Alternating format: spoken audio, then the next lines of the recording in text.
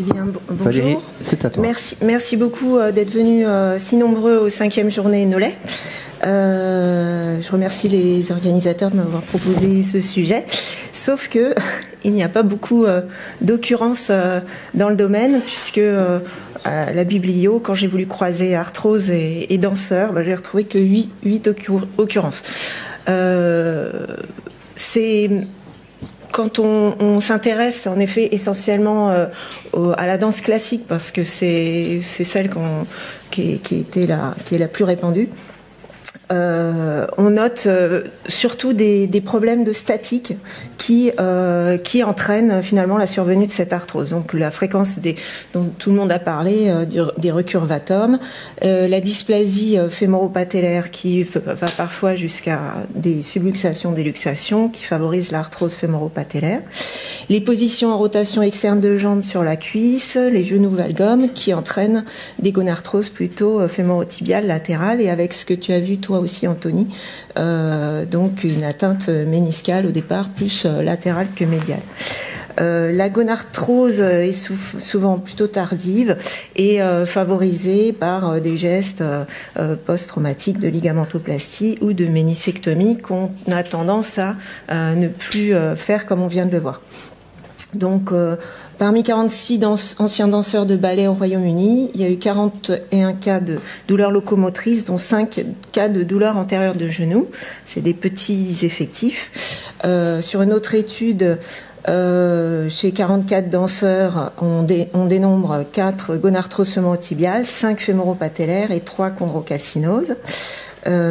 Sur une étude plus grosse, chez 124 danseurs allemands de plus de 35 ans, la gonarthrose qui était douloureuse, était plus souvent associée à des lésions méniscales, donc chez l'homme pour 30% des cas et chez la femme pour 19% des cas.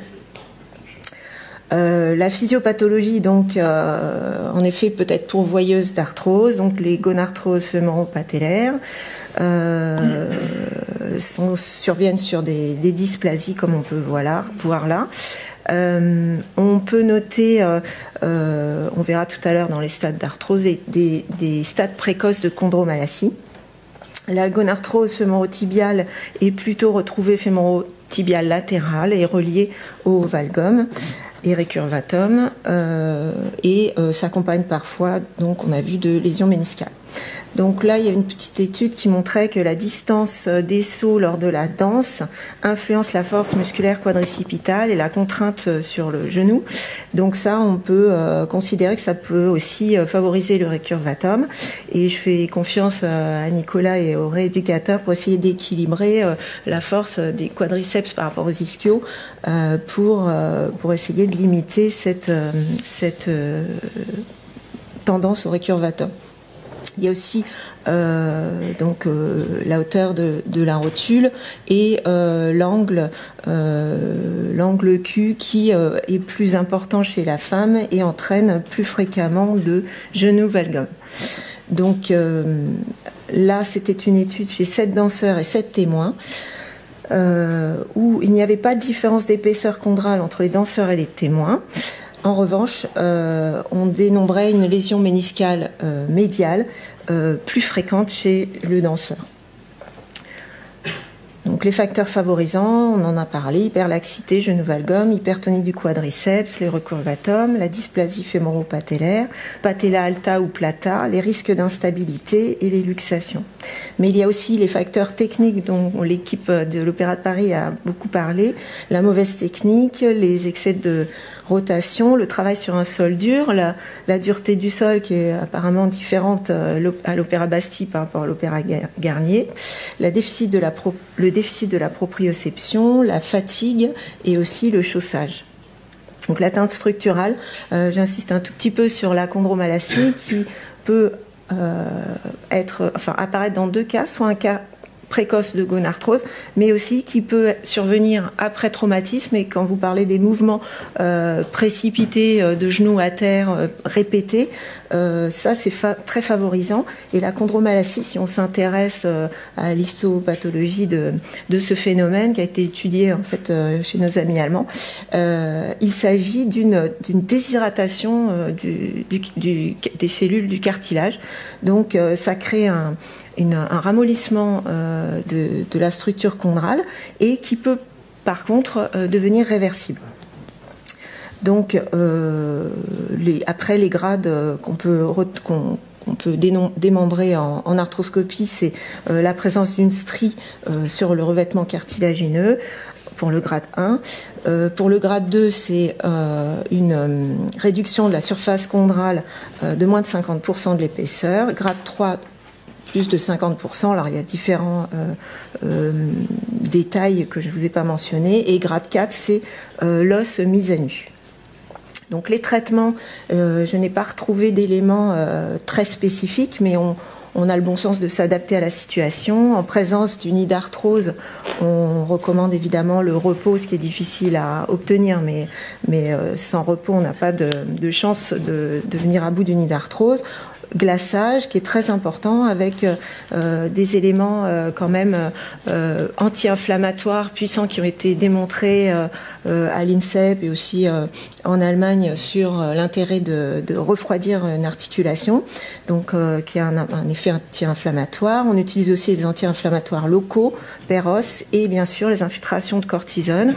Donc maintenant on est limité par rapport au type de produit dont on dispose, puisqu'il y en a un qui a disparu et qui nous était très utile, l'Altime.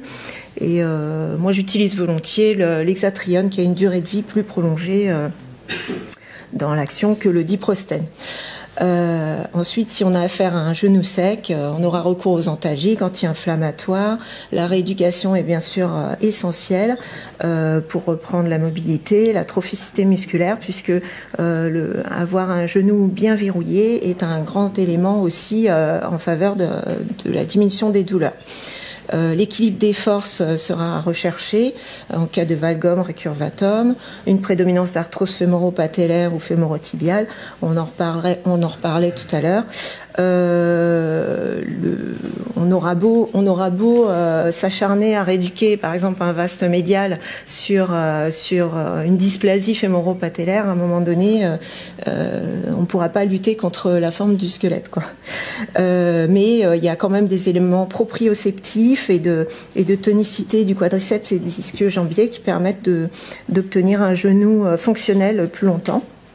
Le chaussage, évidemment, les orthèses plantaires, on ne peut pas les recommander chez les danseurs puisqu'ils sont tout le temps chaussés avec des appuis très fins. Le traitement local, l'acide hyaluronique est vraiment largement utilisé et on en est content. Moi, j'ai pas mal de danseurs à partir même de 30 ans qui ont recours à ces traitements et qui reviennent d'eux-mêmes. Je leur dis, si vous avez à nouveau des douleurs articulaires mécaniques, revenez quand vous ressentez le besoin. Et je parviens à faire des cures tous les 2 ou 3 ans chez certains danseurs qui sont devenus finalement professeurs de danse, mais qui montrent beaucoup les gestes.